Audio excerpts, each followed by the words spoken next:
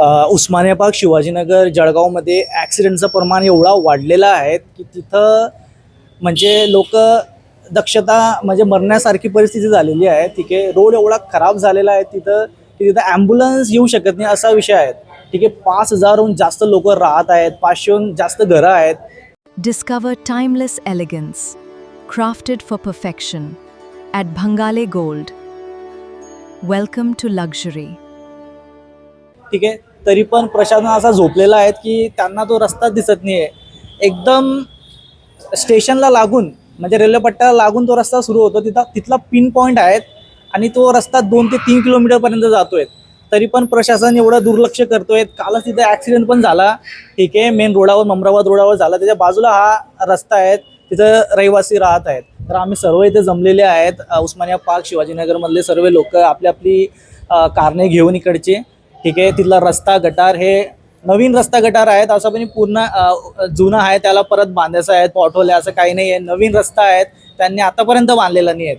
ठीक आहे, 15 वर्ष झाले लोक निवेदन टाकतायत, तरी पण त्यांच्यावर कोणी पण कारवाई करत नाही आहे, कोणी पण ॲक्शन घेत नाही आहे की तिथं पाणी करण्यात यावी, तिकडे तिथला निधी पास व्हावा, तिकडे काम लवकरात लवकर सुरू व्हावा. म्हणून आम्ही नगरपालिका च्या आयुक्तांकडे आलेलो आहेत निवेदन देऊन.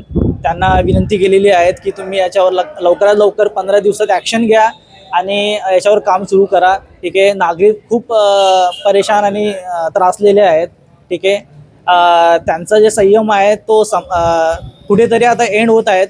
ठीक आहे, त्यांची जी आता विचारधारा आहे ती आंदोलनावर आलेली आहेत. ठीक आहे, 15 दिवसात कधी ॲक्शन नाही घेतलं तर आम्ही आंदोलन करणार आहे जळगाव नगरपालिकामध्ये. ठीक आहे, आणि वेळ आले तर इथं उपोषण पण होणार आहेत.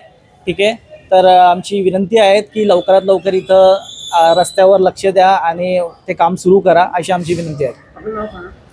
माझं नाव रमजान पठाण आहे. जय महाराष्ट्र. आम्ही जळगावकर, शिवाजीनगर उस्मानिया पार्कमधून आले. आम्ही आयुक्त साहेबांना निवेदन द्यायला. प्रॉब्लेम असा आहे का आमचा रोडचा जो काम आहे पुष्कळ आपलं 15-20 वर्ष झाले, अजूनपर्यंत ते काम झालेलं नाही आहे. कोणी येत नाही, कोणी पाहत नाही.